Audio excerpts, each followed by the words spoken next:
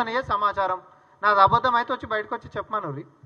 నేను దానికంటే అమెరికా పోయేదానికంటే ముంగటనే లెటర్లని బయటికి పెట్టేటటువంటి ఆలోచనలో కవిత గారు ఉర్రా లేదా ఇది చెప్పాలి.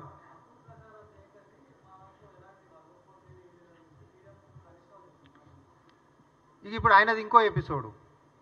ఇప్పుడు ఆయన పని కట్టుకొని మరి ఆయన కేసీఆర్ గారు చేసినటువంటి 10 సంవత్సరాల తప్పిదాలను మొత్తము మమ్మల్ని విమర్శిస్తున్నట్టుగా ఒక సాకు చూపించుకొని కేసీఆర్ చేసినటువంటి తప్పులను మొత్తం కూడా 1, 2, 3 క్రొనలాజికల్ ఆర్డర్గా వివరించుకుంటూ పోతుండే ఆయన. రైతులు ఎట్లా చచ్చిపోయారు, ధాన్యం కొనుగోలు గతంలో ఎంత అధ్వానంగా ఉండే, ఇప్పుడు ప్రజలకు ఏదైనా మనం మాట్లాడినప్పుడు గతంలో ఎట్లుండే ఇప్పుడు ఎట్లుంది అనేటటువంటి బేరేజ్ వేసుకుంటారు కదా. ధాన్యం కొనుగోలు గురించి ఆయన మాట్లాడితే పోయిన సంవత్సరం ఈసారికి ఎట్లుండే, మీ ప్రభుత్వంలో గతంలో ఎట్లుండే, ఈ సంవత్సరం ఎట్లుంది, అభివృద్ధి చెందిందా, ప్రొక్యూర్మెంట్లో కానీ పండించడంలో కానీ ప్రొక్యూర్మెంట్లో కానీ పేమెంట్ చేయడంలో కానీ వాళ్ళకంటే మేము 4 రెట్లు ఎక్కువనమా మేము తగ్గినమా అనేటటువంటిది మీలాంటి విఘ్నులందరూ కాగితం పట్టుకొని రేపొద్దున చూపెట్టరా? ఇవన్నీ కావాలని ఇక ఆయనది ఇంకో పంచాయతీ కాబట్టి బిడ్డది ఒక పంచాయతీ ఆయనది ఇంకో పంచాయతీ, అది ఇంకొకసారి మనం మాట్లాడుకుందాం.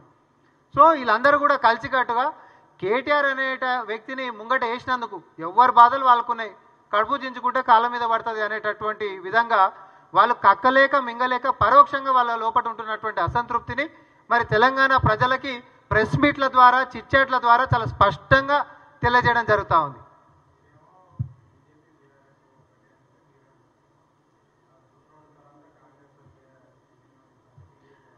ఆయనకు వచ్చిన చిట్టిలో ఎన్విఎస్ ప్రభాకర్ గారు మరి తప్పుగా చదివినట్టున్నది, వాళ్ళ ముహూర్తం అయి ఉంటుంది.